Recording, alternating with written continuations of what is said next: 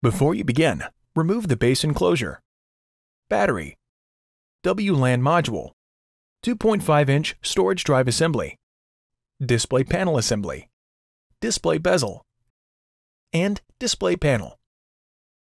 Removal. Important. Make careful note of the routing of the wireless antenna and display panel cables for later replacement. Remove the display panel cable from the routing channel on the left display panel hinge. Remove the three 3.5mm P1 Phillips broadhead screws that secure the left display panel hinge to the display enclosure. Remove the 2.8mm P1 Phillips head screw that secures the left display panel hinge to the display enclosure. Release the left display panel hinge from the retention tabs on the display enclosure and remove.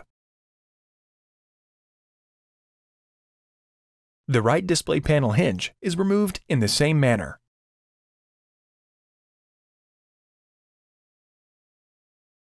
Reverse this procedure to install the display panel hinges.